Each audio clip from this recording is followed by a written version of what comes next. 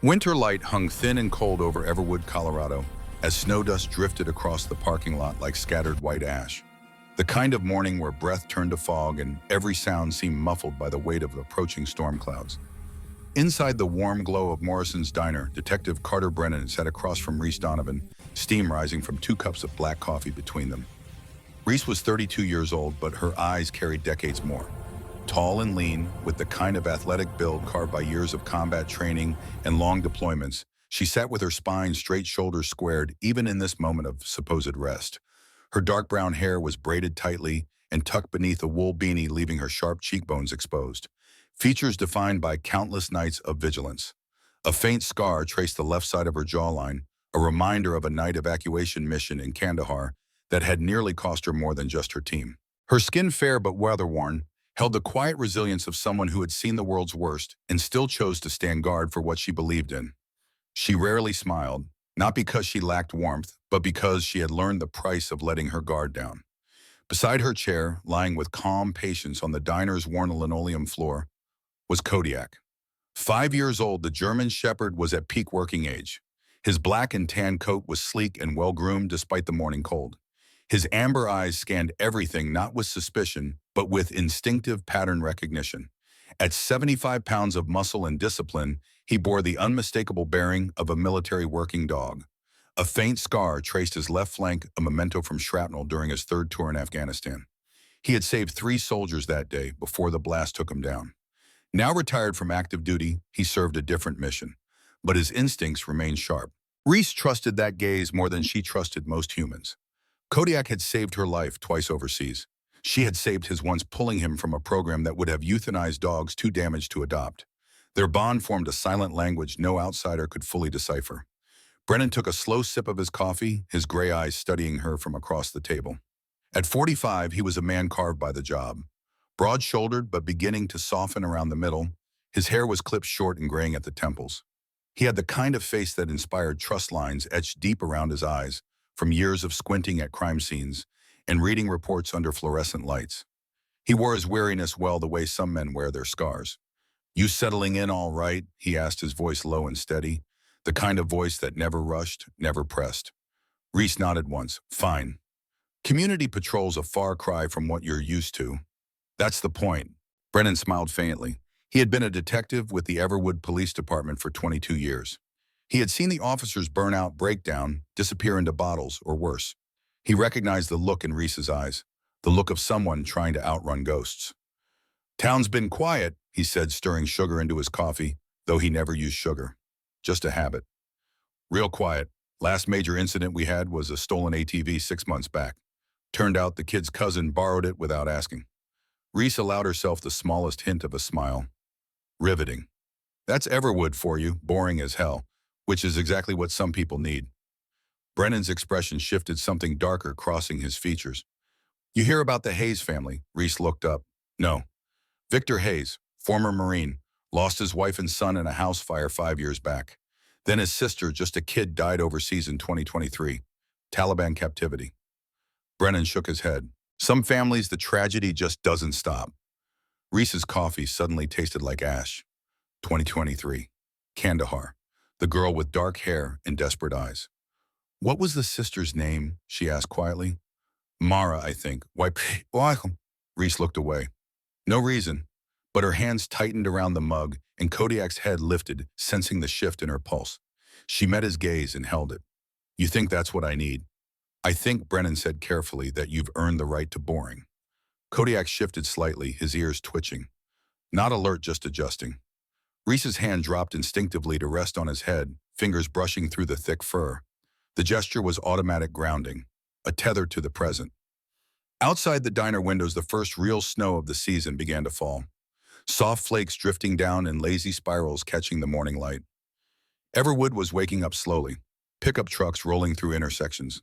A handful of early risers shuffling into the bakery across the street. A mother holding her daughter's hand as they crossed toward the library. Brennan glanced at his watch. "I've got a meeting with the mayor in 20. Budget nonsense. You heading over to the market?" "Yeah, patrol route." "Good. Mrs. Callahan likes seeing you there.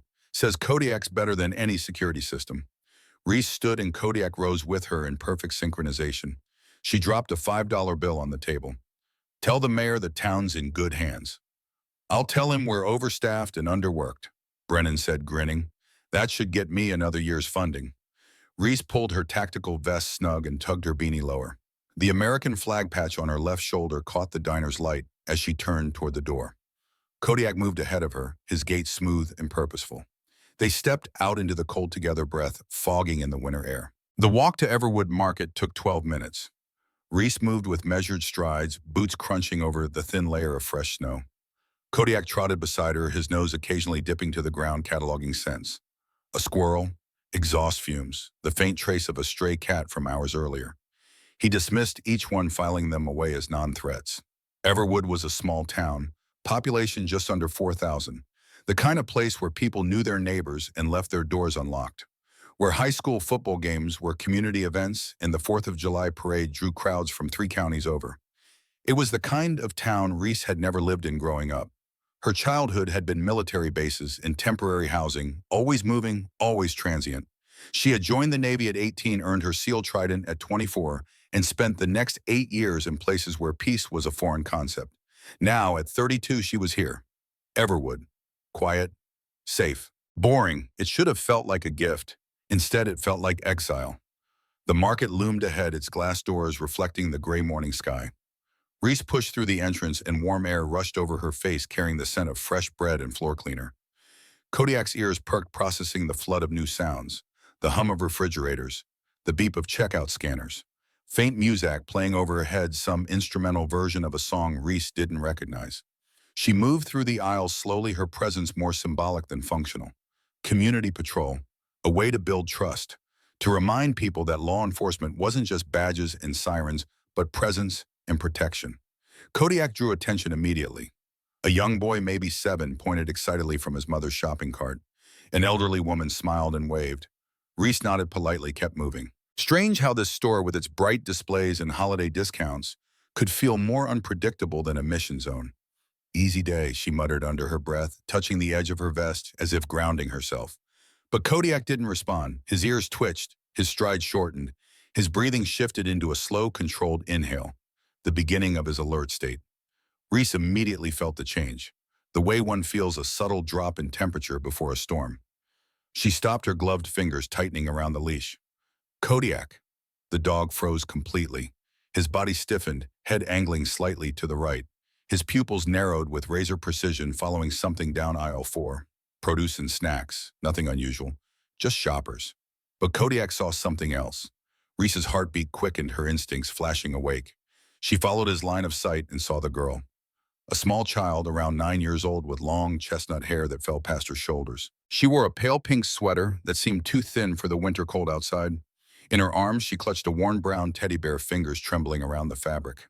Her name, though, Reese did not yet know it, was Hannah Porter, a quiet child who loved drawing animals and had once dreamed of becoming a veterinarian.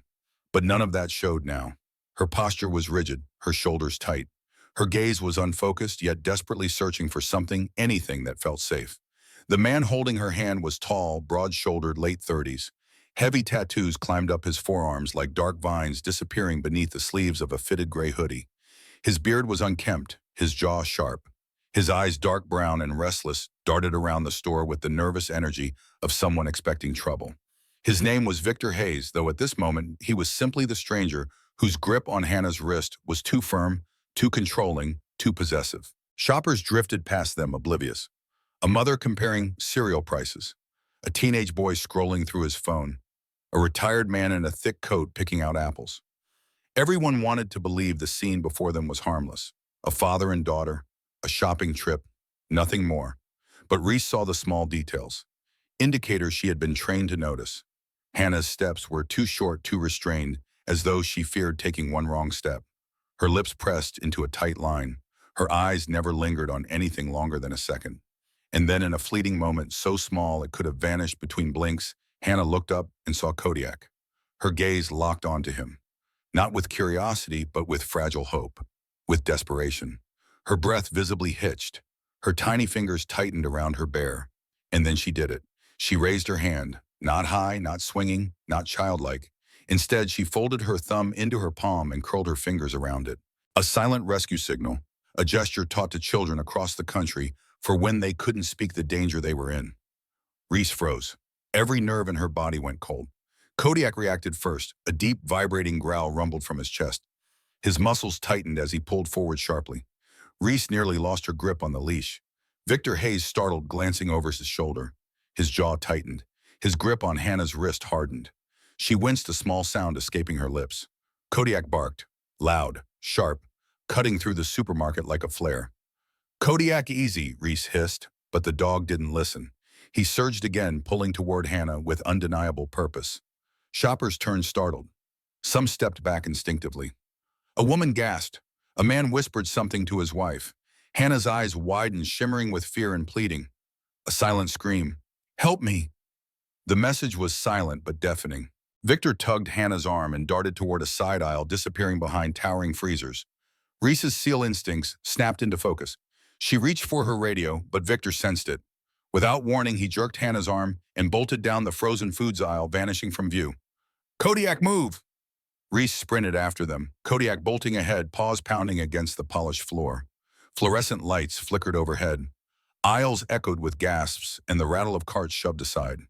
Reese's tactical vest clinked with each stride, her breath sharp and controlled her mind, calculating paths, angles, exits. Victor shoved through a staff-only door. It slammed shut behind him with a metallic clang. Reese and Kodiak reached it seconds later. Kodiak pressed his nose to the base of the metal door, growling low. The vibration spread across the tiles like a warning. Reese pushed the door open, stepping into the dim, narrow employee corridor. The lights overhead flickered ominously, casting long shadows against the concrete walls.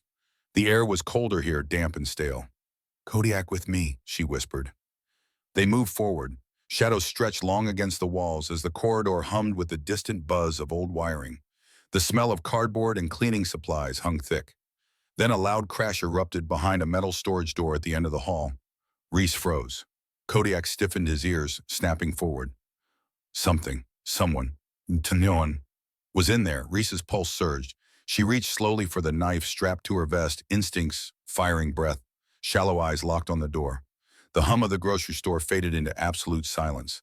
Cold air seeped through the narrow employee hallway as Reese Donovan stood completely still, her hand pressed against the metal storage door where the loud crash had erupted moments earlier. Her breath formed a pale cloud in the dim light, and her senses sharpened with the instinctive precision carved into her since her first day of buddy-ass training. Kodiak stood beside her, posture low and tense. The fur along his spine bristled. His ears flicked with micro-movements, catching vibrations Reese could not feel. His nostrils flared as he inhaled the faint, lingering scent of fear. Something soft, acidic, unmistakably human. Reese swallowed, forcing her pulse to steady. Her training demanded clarity, not panic, but something deep inside her tightened in a way she couldn't ignore. She had seen terrified children before, in villages, overseas, in war zones where innocence rarely survived the night. And the look in Hannah Porter's eyes just moments earlier had hit her harder than she wanted to admit. There was something about the quiet desperation in that child's stare. Something about the trembling signal she raised that stirred a part of Reese's soul she usually kept locked behind layers of discipline. She pressed her palm lightly against Kodiak's shoulder. "Track," she whispered. Her voice was steady, but inside her thoughts churned like a storm building over snowfields. Kodiak lowered his head and moved forward, sniffing the edges of the metal door, the cold floor, the narrow strip of darkness beneath the threshold. Then he pushed ahead with a sudden certainty. Reese eased the door open. The room beyond was a large storage space. Concrete floor, towering shelves stacked with boxes of packaged goods. The hum of industrial freezers lining one wall. The fluorescent lights buzzed overhead, flickering slightly, as if reacting to a presence that had just passed through. The moment Reese entered, Kodiak pulled sharply to the left. Reese followed his lead boots, scraping subtly against the concrete. And then she saw it. Small, almost invisible unless illuminated by purpose. A purple plastic hair clip shaped like a butterfly, lying abandoned on the cold floor. Reese crouched, her gloves brushing against the little accessory. It was warm, recently dropped. Too recently. Her chest tightened. "Hannah," she whispered under her breath. Her mind raced.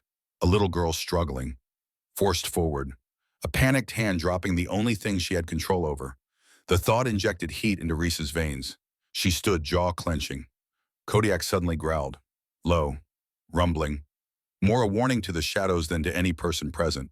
He sniffed the air again harder this time, then moved with urgent purpose toward a back exit door. Reese followed, her breath growing sharper. The door had been forced slightly off its hinge metal, bent inward as though someone large and desperate had shoved it open. The wind howled through the crack, carrying in the sting of winter air. Reese reached the door and peered outside. Snow covered the alley in a thin, broken trail of disturbed powder. Footprints scattered in a frantic pattern. She pushed the door fully open. The cold struck her immediately, biting through even the thick fabric of her uniform. Her tactical vest, designed for temperate climates, felt heavier, colder against her skin. She tugged at the straps, testing them, grounding herself in every familiar weight. The medical pouch, the spare clips, the radio. She needed clarity. She needed speed. Her internal voice spoke with the tone of every commanding officer she had ever served under. Assess, decide, move. She knelt beside the footprints. Large prints, Victor Hayes, smaller ones, Hannah, and another drag pattern as if Victor had pulled her when she resisted. She inhaled, steady and slow. The wind carried the scent. Faint fear, faint sweat, faint aggression. Victor was close, too close to ignore. She tapped her radio. Donovan requesting immediate unit dispatch to Everwood Market Rear Alley. She said, her voice clipped and professional. Possible child abduction in progress. Suspect heading north. Static crackled. Then a voice replied, copy that, Donovan. Units en route. ETA 5 minutes. Be careful out there. Brennan's voice, steady as always. Reese knew Brennan, a man in his mid-40s, slightly graying hair shaved short, a face lined from years of night shifts and difficult arrests, a demeanor carved by a divorce that had softened his once sharp personality. He wasn't fast, but he was dependable, and she trusted him more than most officers she'd met during stateside collaborations. But 5 minutes could mean everything. Victor had already taken Hannah inside the store. He wouldn't hesitate to drag her through the snow toward whatever escape route he had planned. Reese didn't have 5 minutes. She had now. Kodiak jerked forward, nose brushing the snow, following the trail with laser focus. Reese rose and followed as he pulled her toward the parking lot's far end. Her boots crushed through the powder as she moved. The alley opened onto the vast, dimly lit loading zone behind the market. Trucks were parked for overnight deliveries, their engines cold, their shadows long and distorted under the halogen lamps. Kodiak moved between the vehicles, weaving with urgency. Each second stretched Reese's nerves, twisting tighter. She thought about Hannah, her trembling hands, her silent plea. I will find her, Reese vowed internally. I won't let another child disappear. A sudden gust carried a new scent, sharp and oily, exhaust fumes. Kodiak stopped. His ears rose sharply. He lifted his head toward the northern fence line of the lot. Reese followed his gaze and saw it. Fresh tire tracks cutting through the snow, leading toward the small maintenance road behind the store. Victor had a vehicle waiting, and he was already on the move. Reese's breath hitched, not from fear but from adrenaline and the precision of imminent chase. Kodiak looked back at her, eyes burning with purpose. Let's move, she whispered. And together they ran into the night. Snow began to fall in thin, slanted sheets as Reese Donovan sprinted across the back lot of Everwood Market, her boots crushing the icy layer with practiced precision. The winter wind cut past her face like a blade, stinging her cheeks, but she pushed forward with the relentless drive of a Navy SEAL who had long learned to ignore discomfort. The tactical vest wrapped around her tall, lean frame clung tight against the cold. The American flag sewn onto her left shoulder fluttered faintly as she ran. Kodiak darted ahead with absolute certainty. His paws struck the snow without hesitation, kicking up soft white sprays as he tracked Victor Hayes' scent. His amber eyes burned with instinctive focus, and the rhythmic rise and fall of his breath told Reese he was deep in tracking mode. Ears locked forward, nose low, whole body tuned to the faintest shift in the air. Victor Hayes was moving fast and he was panicking. Reese could sense it, as if she could smell the fear herself. She had seen desperate men flee before, fugitives in foreign jungles who ran into the night believing distance could outrun justice. But Victor was different. His flight was reckless, messy, clouded by adrenaline and raw anger. She could tell by the jagged prints he left in the snow, by the uneven length of his strides, by the occasional dragging mark that revealed Hannah Porter being pulled when she stumbled. Reese's heart clenched at the thought of the little girl. 9-year-old Hannah, small and fragile with chestnut hair and trembling fingers clutching her stuffed bear. A child forced into terror. A child whose silent plea haunted Reese's mind with every step she took.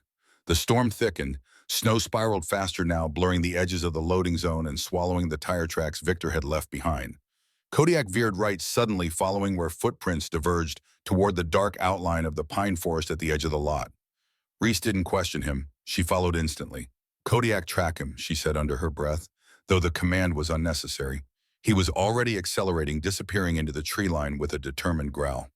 Reese plunged into the forest seconds later. The world shifted. The harsh lights of the market vanished.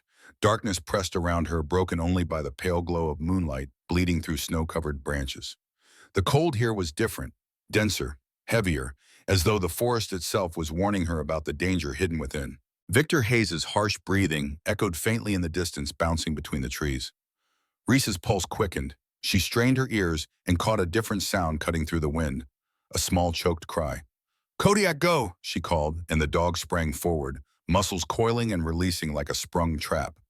Reese pushed her body harder, ignoring the burn in her lungs. Snow clung to her boots, her vest, her gloves. Her breath fogged in thick bursts, but she didn't slow. Memories flickered through her mind in sharp flashes. Her first rescue mission overseas. The night she carried a wounded child 3 miles under enemy fire. The vow she made afterward that she would never let fear swallow another innocent if she could stop it. Hannah's cry came again, faint but clear. Kodiak growled low, picking up speed. Reese followed him around a cluster of thick pine trunks, her boots slipping once on a hidden patch of ice. She regained balance quickly and pushed forward. Ahead, she spotted movement. Victor Hayes, tall, muscular, jagged tattoos climbing both arms. Sweat glistened on his brow despite the freezing air. His dark hoodie clung to his broad frame, and his jaw covered in uneven stubble, clenched in desperation. Fear burned in his eyes. Not fear of Reese, but fear of being caught. Clutching Hannah's wrist, he dragged her roughly through the trees. Hannah stumbled, nearly falling. Her small boots struggled to grip the snow. "Please stop," she cried weakly, her voice shredded by cold and exhaustion. Victor yanked her forward harder. "Keep moving," he barked, breath ragged as if shouting could silence her fear or his own guilt. Kodiak lunged toward them with a vicious bark. Victor jerked back in panic and swung around a cluster of low branches. "Damn dog," he shouted, voice cracking. Reese ducked under a heavy pine limb, her body moving with trained efficiency. "Victor Hayes," she yelled, voice ringing through the trees. "Let the girl go." He didn't look back. Instead, he pushed deeper into the forest, stumbling across uneven ground. The storm gusted swirling snow into his face, slowing him. Kodiak closed the distance, weaving between thick roots and fallen branches with the grace of a predator. Reese could feel the chase tightening like a net. Victor was losing control, his breath sharp, his steps chaotic. And then Reese noticed it. The terrain was sloping downward, the trees thinning. A hill, a dangerous one. "Kodiak, careful," she warned instinctively. Victor slipped, catching himself against a tree trunk, then pushed forward again. Hannah cried out as her knees scraped the icy ground. Reese's stomach twisted. Rage surged hot beneath her calm exterior. "He's hurting her," she whispered through clenched teeth. "I'm not letting this end like this." Determination fueled her legs. She sprinted harder. Kodiak surged ahead. Snow whipped violently through the air. The forest opened suddenly, revealing a clearing near the base of a rocky hill. And there, just beyond the fallen logs and frozen brush, stood a small wooden cabin. Old and half-rotten, leaning slightly from years of neglect. Its window panes were cracked. The door hung crooked on rusted hinges. A single lantern flickered weakly inside, throwing a trembling glow into the snowstorm. Victor saw it too. A hideout. A place to disappear. No Reese breathed instincts firing like electricity. Kodiak cut him off. Kodiak bolted toward the cabin, angling to intercept. Victor dragged Hannah faster, stumbling toward the door, his breath coming in frantic gasps. Hannah's last cry echoed across the clearing, carried by the wind into Reese's ears, tearing at her resolve. Reese clenched her jaw, eyes narrowed with ferocious focus. The chase was seconds from changing everything, and the cabin, dark, silent, waiting, stood like a mouth about to swallow them all. The wooden cabin loomed in the storm like a decaying skeleton, its walls creaking under the weight of drifting snow. Reese Donovan approached it with the steady, controlled breathing of a Navy SEAL ready to breach hostile terrain. Her tall, athletic frame moved lightly despite the tactical vest hugging her torso. Every strap secured, every pocket weighed for function. Snow clung to her uniform, melting slowly into its thick, weather-resistant fabric. Her dark brown braid, now speckled with frost, brushed against the edge of her collar each time she angled her head to listen. Kodiak stood at her side, posture taut. His black and tan fur bristled with primal alertness. The 5-year-old German shepherd lifted his head to scent the air, nostrils flaring sharply. His muscles twitched beneath his winter-damp coat. He smelled Hannah Porter. Fear, cold, rope, the sharp chemical tang of panic. Reese's jaw tightened. She felt her pulse deepening into a slow, heavy drumbeat, the kind she had learned to control long before she earned her trident. She moved forward and tested the cabin door. Locked. Not for long. She stepped back and kicked hard, her boot striking just beside the rusted doorknob. With a sharp crack, the wood splintered, and the door burst inward, slamming against the wall.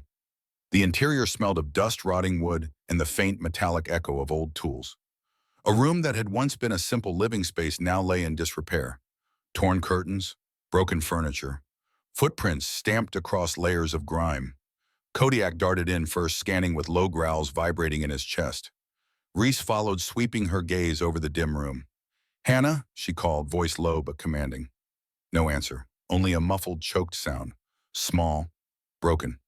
Kodiak pivoted sharply toward the center of the room, nose pressed to a large, filthy rug. His ears snapped upright. Reese knelt beside him, tugging the edge of the rug.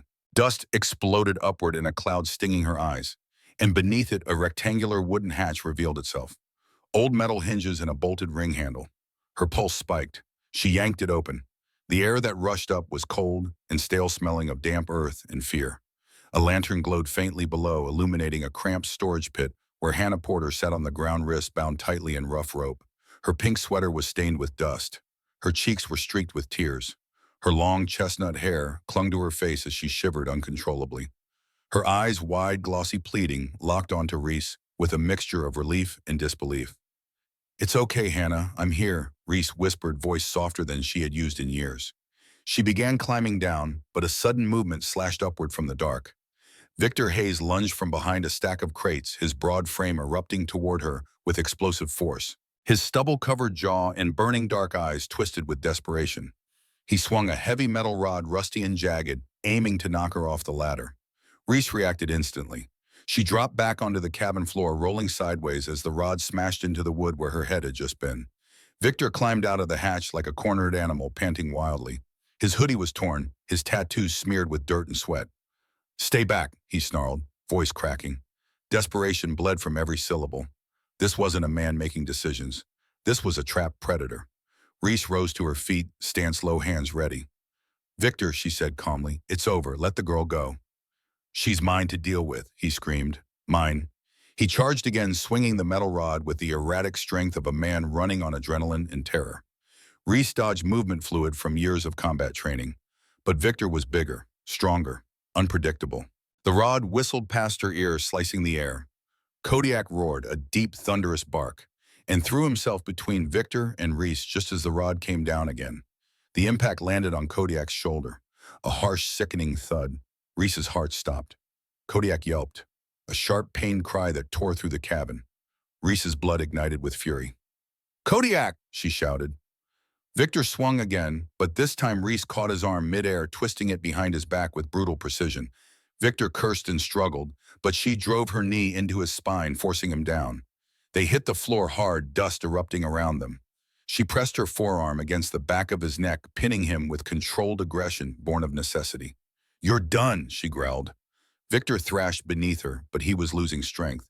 Panic widened his eyes. "You don't understand," he choked out. "You don't know what they'll do to me. You should have thought of that before you took a child." In one swift motion, Reese reached for the cuffs attached to her vest, snapped them around his wrists, and locked them with a metallic click. Victor screamed, struggling uselessly as she shoved him face down. Reese turned. "Kodiak!" The German shepherd staggered once but stayed standing. His front legs braced, eyes locked on Reese. The blow had hit hard, bruising through muscle, but he remained alert, still guarding Hannah, still ready if Victor somehow broke free. Reese's chest tightened with fierce pride. She approached him quickly and checked his shoulder. Warm swelling, painful, but not disabling. Kodiak nudged her hand as if telling her not to worry. She exhaled sharply. "You brave boy," she whispered. Then she climbed down the hatch ladder and reached Hannah. The girl's breaths came in shaky gasps. "I thought no one would come." "You were so brave," Reese replied softly, cutting the rope with her tactical knife. Kodiak followed your signal. He's the reason we found you. Hannah collapsed forward, wrapping her small arms around Reese's neck. Then she reached for Kodiak as soon as he appeared at the hatch above. She hugged the dog tightly, burying her face in his fur, sobbing from fear, relief, and exhaustion.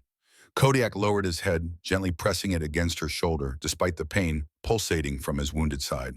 Reese carried Hannah up the ladder, her protective instincts anchoring her movements. Victor Hayes lay cuffed and defeated on the cabin floor, breathing in ragged bursts as the storm howled outside. But he was no longer in control. Not of Hannah, not of anything.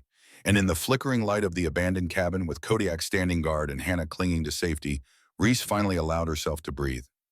Just once. Deeply. The nightmare was ending.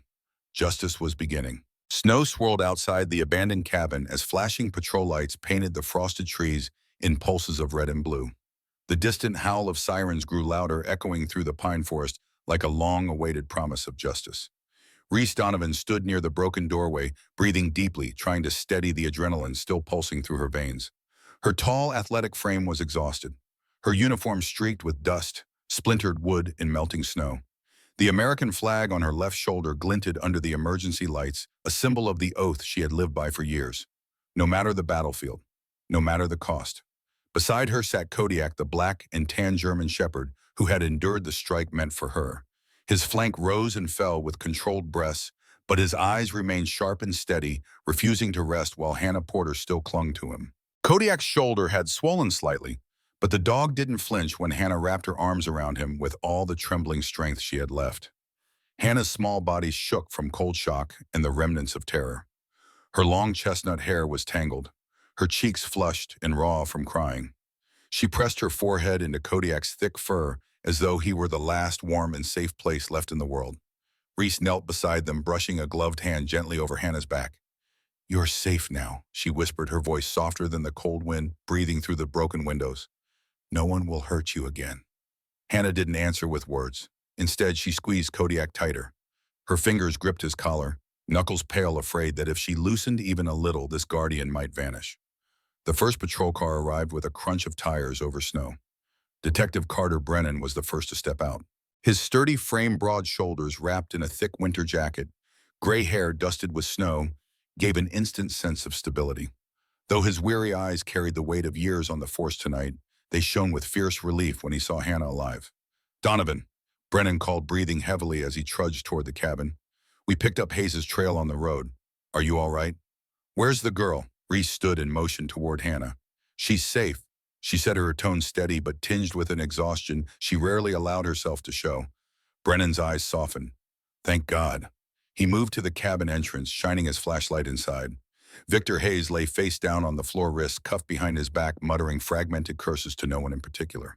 Sweat matted his hair. His breaths were shallow, heavy with defeat. Two officers entered behind Brennan, both younger men with stiff postures and pale expressions. Officer Derek Mills, a lanky blond man with nervous eyes, and Officer Tyrone Foster, shorter, stockier, with a calm but shaken demeanor. They exchanged a silent look of disbelief as they stepped into the wrecked cabin. Foster exhaled slowly. "Donovan, you did all this?" Reese shook her head and looked at Kodiak. "We did," she corrected. The younger officers nodded with quiet respect. As Victor was hauled to his feet and dragged outside, he shot Reese a look, part hatred, part despair, part something too broken to define. She didn't return it. She only turned her attention back to Hannah. Moments later, a snow-covered SUV screeched to a stop near the cabin.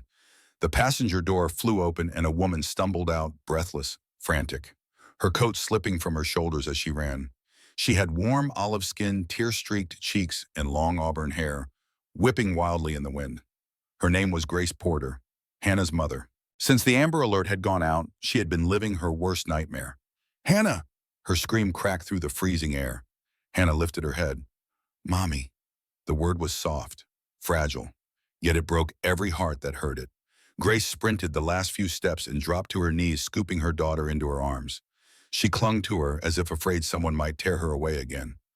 "Oh, baby, baby, I'm here," Grace sobbed, pressing kisses to her daughter's hair, her forehead, her cold cheeks. "I've got you. I'll never let you go." Hannah's small hands grasped her mother's coat, her shoulders shaking as she wept into her embrace. Reese stepped back, giving them space. Her chest tightened at the sight. She had brought home children before, rescued them from war zones, led them out of collapsed buildings. But something about this reunion hit deeper than expected. Something about the normality of it, the tenderness, the raw relief. It made her throat burn for a moment she didn't let anyone see. Kodiak slowly lowered himself to the snow beside her, exhaustion finally beginning to tug at his muscles. Kodiak pressed his head into her handtail, thumping weakly against the snow. Grace looked up, tears still streaming down her cheeks. "Thank you," she whispered hoarsely.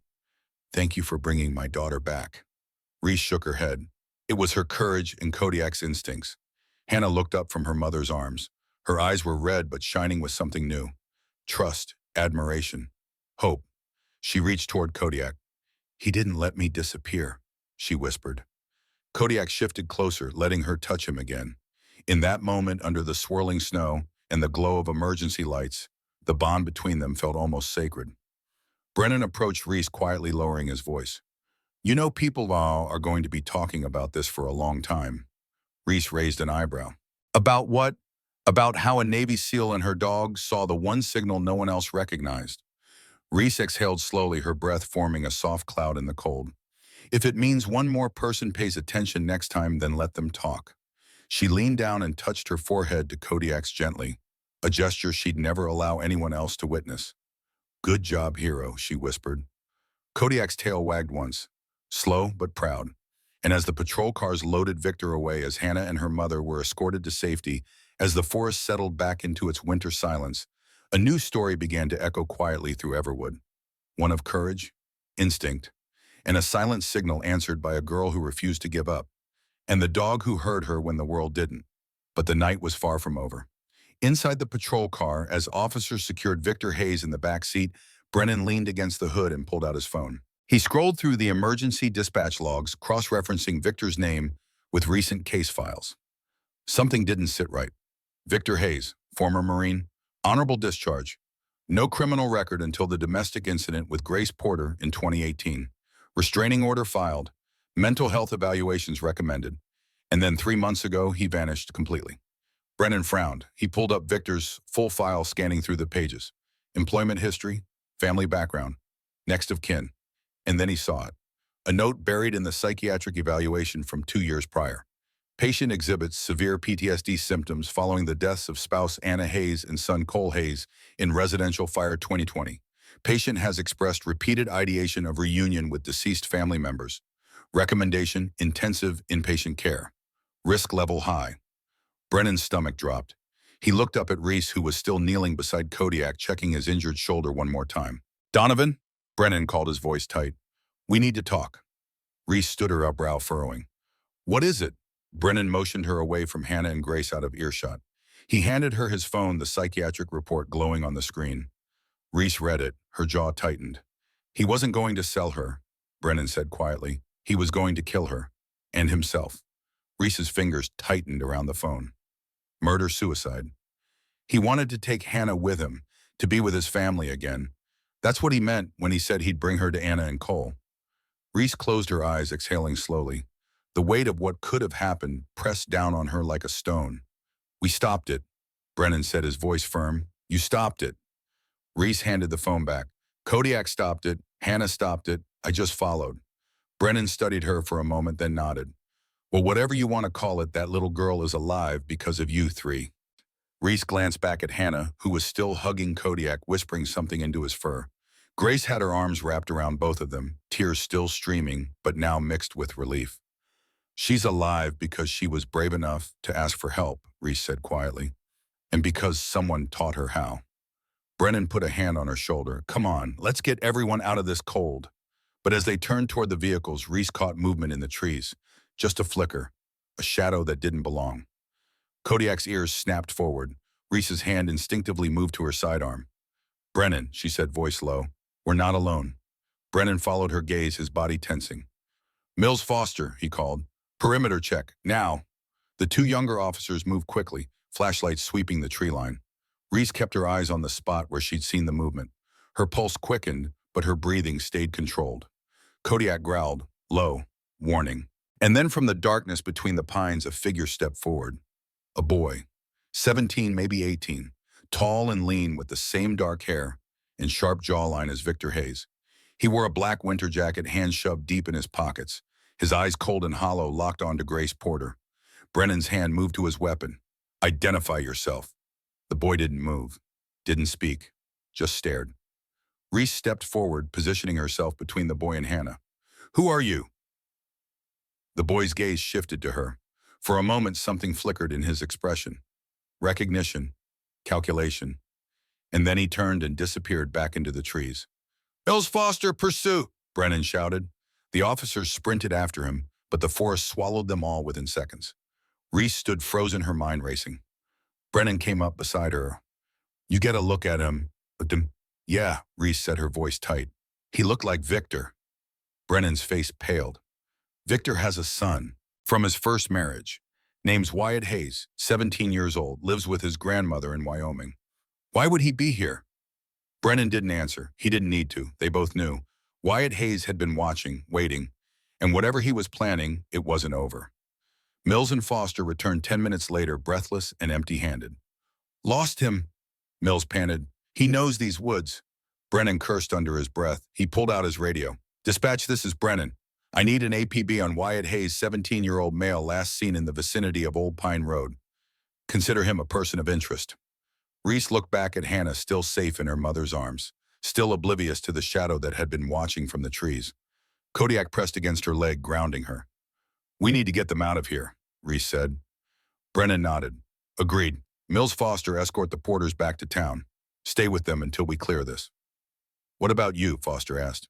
Donovan and I are going to have a conversation with Victor Hayes, Brennan said grimly, and he's going to tell us everything. They loaded Victor into a separate vehicle and drove him back to the Everwood Police Department. The interrogation room was small fluorescent lights buzzing overhead. Victor sat slumped in a metal chair, wrists still cuffed, eyes hollow. Reese stood against the wall, arms crossed. Kodiak sat beside her, his presence a silent reminder of what Victor had done. Brennan sat across from Victor, hands folded on the table. Let's start with the truth, Brennan said. Why did you take Hannah? Victor didn't look up. I already told you. Tell me again. Victor's jaw tightened. I wanted to be with my family. Anna, Cole. They died and I couldn't save them. I couldn't save anyone. So you decided to take Hannah with you. She's all I have left. Grace wouldn't let me see her, said I was dangerous. But I'm not. I just miss them. I miss my family. Reese stepped forward. You were going to kill her. Victor's head snapped up. No, I was going to give her peace. No more pain. No more fear. Just peace. That's not peace, Reese said, her voice cold. That's murder. Victor's eyes filled with tears. You don't understand. You can't understand. Then help me understand, Reese said. Why Hannah? Why now? Victor's eyes locked onto hers and something shifted. Recognition. Raw, bleeding rage. You, he whispered. You're the one. Reese's blood ran cold. What? Lieutenant Reese Donovan, Navy SEAL, Kandahar Province, August 2023. Victor's voice shook. You were part of the extraction team, the compound raid. You found the hostages. Reese's heart stopped. No, it can't be. My sister was there, Victor said, tears streaming down his face. Mara Hayes, 8 years old, dark hair, blue eyes, terrified out of her mind. Your team found her, and you left her. The memory crashed over Reese like an avalanche. The girl's face, her screams, the minefields surrounding the compound. The CO's voice, abort, abort now. The compound was rigged, Reese said, her voice barely audible. IEDs everywhere. If we'd stayed... She died 3 days later, Victor roared, alone, and you could have saved her. I didn't have a choice. There's always a choice. Victor pressed the knife harder against his wrist. You chose to leave her. Just like Grace chose to take Hannah from me. Everyone chooses, and I'm choosing too. He was here tonight, Brennan added, watching. Why? Victor shook his head. No, he wouldn't. He was there, Victor. We saw him. What does he want? Victor's face crumbled. He blames Grace. He thinks she's the reason I lost everything. He thinks if she hadn't kept Hannah from me, I wouldn't have... Wouldn't have what? Reese pressed. Victor looked up, his eyes haunted. He thinks I should finish what I started. The words hung in the air like a curse. Brennan and Reese exchanged a look. Where is he? Brennan demanded. I don't know. I swear I don't know. He stopped talking to me months ago. After I told him my plan. What plan? Victor closed his eyes. To take Hannah. To end it all. He said I was a coward. Said if I really loved my family, I'd make Grace pay first. Reese's blood ran cold. We need to get back to the Porters, she said. Now, yes. They burst out of the interrogation room, Kodiak already ahead of them, his instincts screaming danger. Brennan radioed Mills. Foster, what's your status? Static. Mills respond. More static. And then faintly a gunshot echoed through the radio.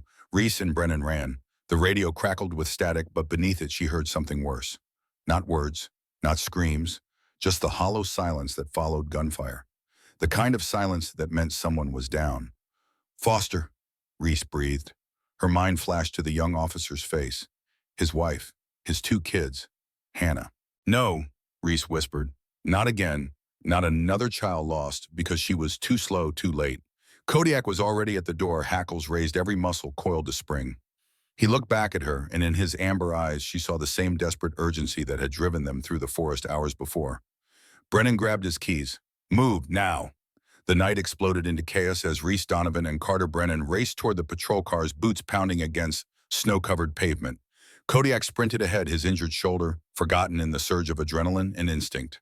The German shepherd's amber eyes burned with a primal focus as emergency lights strobed across his black and tan coat. Brennan slammed into the driver's seat of his cruiser, Reese diving into the passenger side with Kodiak leaping into the back. The engine roared to life, and they tore out of the station parking lot, tires spinning, before catching traction on the icy road. Mills Foster, respond. Brennan barked into the radio, knuckles white on the steering wheel. Static crackled, then a voice breathless and panicked. Officer Derek Mills. Shots fired at the Porter residence. Suspect fled on foot. Foster's hit. I repeat, Foster is down. Reese's jaw clenched. She checked her sidearm chambered around. How far? 3 minutes, Brennan said, flooring the accelerator. The speedometer climbed past 70 as they flew through empty streets. Snow whipped across the windshield in horizontal streaks. Behind them, 2 more patrol cars followed, sirens wailing into the night. Reese's mind raced through tactical assessments. Wyatt Hayes, 17 years old, trained by a former Marine father. Motivated by grief, twisted into rage. Armed, dangerous. And now he had fired on police. This wasn't a rescue mission anymore. This was a manhunt. The Porter home came into view, a modest 2-story house on Maple Street with warm yellow siding and a covered porch. Grace's SUV sat in the driveway, driver's door still open. The porch light flickered. One front window was shattered glass glittering like diamonds across the snow-dusted lawn. Brennan's cruiser screeched to a halt. Reese was out before it fully stopped, Kodiak at her heels. They moved toward the house in tactical formation, Reese's weapon raised, scanning for threats. Officer Mills knelt on the porch beside Tyrone Foster, who lay on his back, blood spreading across his uniform jacket from a shoulder wound. Mills had his hand pressed hard against the injury, his face pale with shock. Where's Grace? Where's Hannah? Reese demanded, reaching them. Inside. Safe. Locked in the upstairs bathroom. Mills gasped. Wyatt came up to the door, said he wanted to talk to his aunt. Foster stepped between them. Kid pulled a pistol and fired. Then he ran. Brennan dropped to his knees beside Foster, checking the wound. Entry and exit. Clean through. You're going to be okay, son. Foster grimaced, teeth gritted. Get that kid. Don't let him hurt them. Reese was already moving. Brennan, stay with Foster. I'm going after Wyatt. Donovan, wait for backup. No time. Reese turned to Kodiak. Track. The German shepherd's nose dropped to the ground, immediately catching Wyatt's scent. Fresh boot prints led from the porch across the front yard toward the tree line behind the neighboring houses. Kodiak followed them with absolute certainty, his body low and purposeful. Reese ran behind him, her breath fogging in the frozen air. The neighborhood gave way to a stretch of undeveloped woodland, bare trees skeletal against the night sky. Moonlight filtered through branches, casting twisted shadows across the snow. Kodiak moved faster now, weaving between trees with practiced efficiency. His ears swiveled, processing every sound. The crunch of boots ahead. Labored breathing. Someone running scared. Reese's training took over completely. Her movements became fluid, instinctive. She was no longer in Colorado. She was back in hostile territory, hunting targets who thought darkness could hide them. A branch snapped 30 yards ahead. Kodiak growled, pulling toward the sound. Reese slowed, controlling her breathing. She moved from tree to tree, using cover, minimizing her profile. Her weapon tracked with her eyes, finger resting along the frame, ready but disciplined. Another sound. Closer, someone scrambling over fallen logs. Wyatt Hayes, Reese's voice cut through the forest. Stop running. There's nowhere to go before I get. The movement ahead ceased. Silence stretched for 3 heartbeats. Then a young voice shaking with emotion. You don't understand. You don't know what she did. Then tell me, Reese called back, shifting position. Help me understand. She destroyed my family. The words were raw, breaking. My dad lost everything because of her. His wife, his son, and then she wouldn't even let him see Hannah. She turned everyone against him. Reese moved closer, using the boy's voice to triangulate his position. Kodiak stayed glued to her side, silent now, waiting for the command. Your father made choices, Wyatt, terrible choices, but they were his to make. He was sick, he needed help, and she abandoned him. She protected her daughter. That's what mothers do. She should have protected him too. Reese rounded a thick pine trunk and saw him. Wyatt Hayes stood 20 feet away, partially obscured by low-hanging branches. Tall and lean like his father, but younger, unfinished. His face was wet with tears that froze on his cheeks. He held a 9mm pistol in both hands, but the barrel pointed at the ground. Trembling. Put the gun down, Wyatt, Reese said, her voice steady but not harsh. This ends now. Don't make it worse. It's already worse. He looked up at her, and Reese saw the brokenness in his eyes, the same hollow despair that had driven his father. I have nothing left. My dad's going to prison. My mom's dead. My brother's dead. And it's all because she took Hannah away from him. Hannah is 9 years old, a child. She's not responsible for what happened to your family. I know that, Wyatt's voice cracked, but someone has to pay. Someone has to hurt the way we hurt.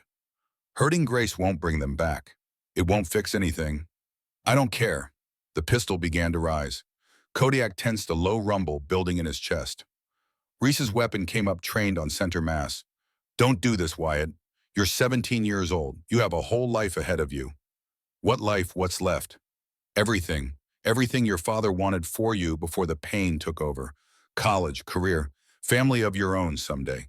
Don't throw it away for revenge that won't satisfy you. Wyatt's hands shook harder. The pistol wavered. I already shot a cop. I'm going to prison anyway. Foster's going to live, and you're a minor. There's still a chance for you. But only if you stop now. Behind Reese, she heard footsteps. Backup arriving, moving into position. She kept her eyes locked on Wyatt, praying he wouldn't do something stupid. My dad told me about you, Wyatt said suddenly, his voice breaking. About Afghanistan. About Aunt Mara. He found your name in the mission reports when the army notified him she was dead. He said you were there. You were supposed to save her, but you left. Wyatt's gun hand shook. He said you know what it's like to fail someone, to lose family because someone didn't care enough to stay. Reese's breath caught. The memory surged forward unbidden. The girl's face, her screams, the impossible choice. Yes, Reese said quietly. I do. Then you know this feeling, this guilt. It never goes away. You're right, it doesn't. I carry it every single day. Reese lowered her weapon slightly, just enough to show trust. But I don't let it define me. I don't let it turn me into something I'm not. And neither should you. Wyatt's face crumpled. I don't know how to stop hurting. You start by putting the gun down.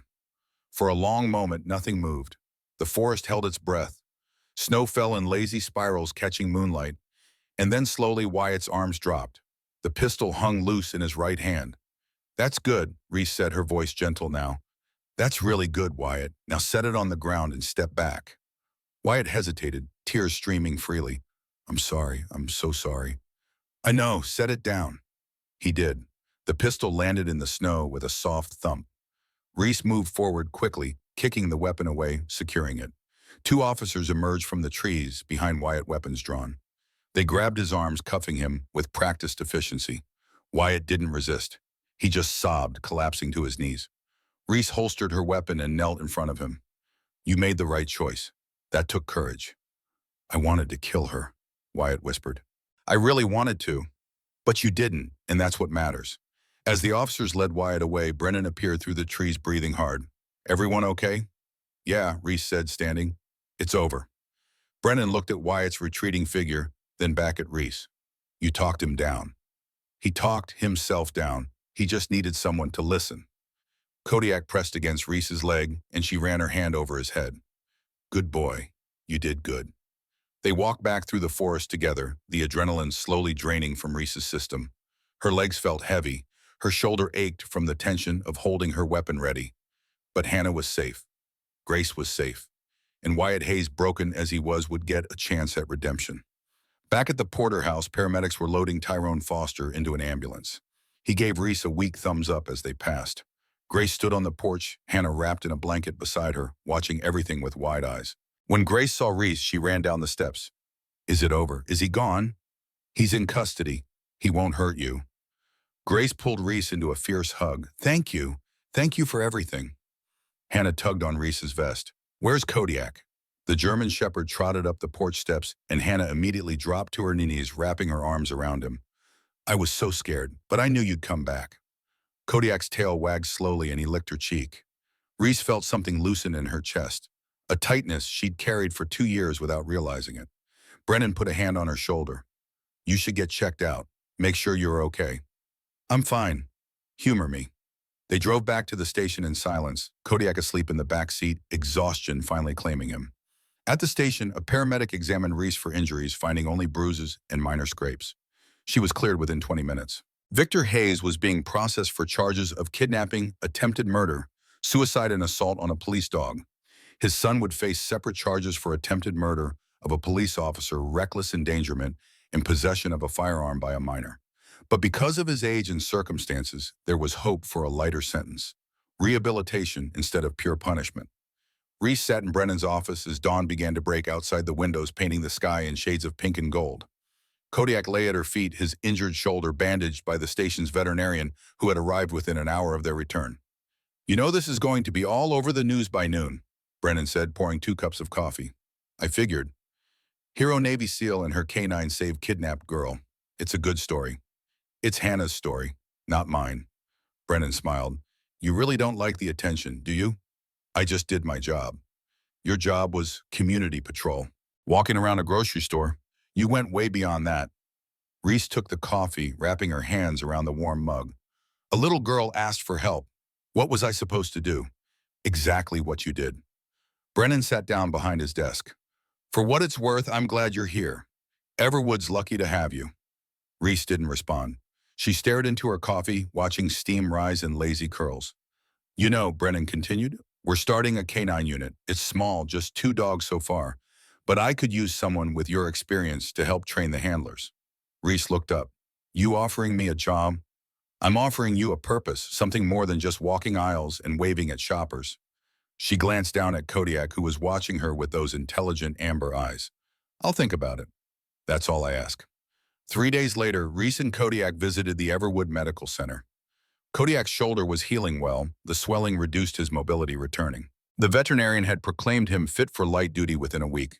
They went to see Tyrone Foster, who was sitting up in bed, his shoulder heavily bandaged, but his spirits good. His wife and 2 young children were with him, filling the room with warmth and laughter. Donovan, Foster said, grinning when she entered, come to make sure I'm milking this injury for all it's worth. Something like that. Reese smiled a rare, genuine smile. How are you feeling? Like I got shot, but the doc says I'll make a full recovery. Should be back on duty in 6 weeks. Good. We need good cops. Foster's expression grew serious. I heard what you did, talking Wyatt down. That took guts. It took patience and luck. Well, whatever it was, thank you for all of it. Reese nodded, uncomfortable with the gratitude. She turned to leave, but Foster called after her. Hey, Donovan, that job Brennan offered you, the K9 unit, you should take it. You're damn good at this. Reese paused at the door. I'll think about it. 1 week later, on a cold Saturday morning, Reese stood in the gymnasium of Everwood Elementary School. 200 children sat cross-legged on the floor, their parents lining the walls. At the front of the room, a banner read, Safety Awareness Assembly. Beside Reese stood Hannah Porter, no longer trembling, no longer afraid. She wore jeans and a purple sweatshirt with a butterfly on the front. Her hair was pulled back in a neat ponytail. She looked like any other 9-year-old girl, except for the quiet strength in her eyes. Grace sat in the front row, beaming with pride. Brennan stepped to the microphone. Good morning, everyone. Today we have some very special guests who are going to teach you about an important safety signal. This is Reese Donovan, a former Navy SEAL, and her partner Kodiak, a retired military working dog. And this is Hannah Porter, who is going to tell you her story. Hannah stepped forward and the room fell silent. Hi, she said, her voice small but steady. A week ago, something scary happened to me. A man took me, and I didn't know what to do. But I remembered something my teacher taught us in class. A signal. A way to ask for help when you can't use words. She demonstrated tucking her thumb into her palm and folding her fingers over it. This is the signal for help, Hannah continued. And because I used it, Kodiak saw me. He's a very smart dog, and he made sure Miss Reese found me. Reese stepped forward, and Kodiak sat at attention beside her. This signal can save your life. If you're ever in danger and can't speak, use it. Someone will see. Someone will help. For the next 30 minutes, they taught the children the signal. They practiced it together, hundreds of small hands folding and unfolding. Parents took videos on their phones, promising to share it with everyone they knew. At the end of the assembly, a little boy in the front row raised his hand. "Can I pet Kodiak?" Reese smiled. "Kodiak at ease." The dog relaxed, and soon he was surrounded by children, all of them petting him gently, asking questions, marveling at his scars and his calm demeanor. Kodiak accepted the attention with patient grace, his tail wagging slowly. Hannah knelt beside him, wrapping her arms around his neck. "Thank you for saving me," she whispered into his fur. Kodiak turned his head and licked her cheek, making her giggle. Reese watched them, and for the first time in 2 years, the weight on her chest felt lighter. The memory of the girl she'd left behind in Afghanistan would never fully fade. The guilt would always be there, a scar on her soul. But maybe, just maybe, she could carry it differently now. Not as a burden that dragged her down, but as a reminder of why she kept fighting, why she kept showing up, why she never stopped trying to save the ones she could. After the assembly, Brennan found her in the parking lot. "So, have you thought about my offer?" Reese looked at Kodiak, who sat patiently beside her, watching the children play on the nearby playground. She thought about Hannah's courage, about Wyatt's brokenness, about the thin line between saving someone and losing them forever. "Yeah," she said finally. "I'll take it. The K-9 unit." Brennan grinned. "Good. Welcome to the team." 6 months passed. Everwood settled back into its quiet rhythm, but the town was changed. Parents taught their children the signal. Teachers incorporated it into safety curriculums. The story of Hannah Porter and Kodiak became local legend, a reminder that heroes came in all forms. Victor Hayes was sentenced to 8 years in prison with mandatory psychiatric treatment. He would be eligible for parole in 5. The judge took into account his PTSD, his genuine remorse, and the fact that he ultimately hadn't harmed Hannah. It was a mercy he didn't fully deserve, but one the system granted nonetheless. Wyatt Hayes, tried as a juvenile, received 3 years in a rehabilitation facility, followed by 5 years probation. He would get therapy, education, a chance to heal. Grace Porter, in an act of grace that stunned everyone, wrote a letter to the court advocating for leniency. She didn't forgive him, but she understood that he was a victim too in his own way. Reese Donovan became the lead trainer for the Everwood Police Department's K-9 unit, which expanded to 4 dogs within the first year. She worked with young officers, teaching them how to read their partners, how to trust them, how to let the dogs lead when instinct demanded it. Kodiak, though officially retired from active duty, became a therapy dog for the department's community outreach program. He visited schools, hospitals, nursing homes. Everywhere he went, children asked to hear his story. And every time Reese would tell them about the little girl who was brave enough to ask for help and the dog who was smart enough to answer, Hannah Porter thrived. Her drawings of animals covered the walls of her bedroom. She joined the local 4-H club, working with horses and learning about veterinary care. She talked about Kodiak constantly visiting him every Sunday at Reese's small ranch on the outskirts of town. On a warm Sunday afternoon in late spring, Hannah sat on Reese's porch sketching in her notebook, while Kodiak dozed in the sun beside her. Reese sat in a rocking chair, a cup of coffee cooling in her hand. "Miss Reese," Hannah said, not looking up from her drawing. "Yeah. Do you think Kodiak knows he's a hero?" Reese smiled.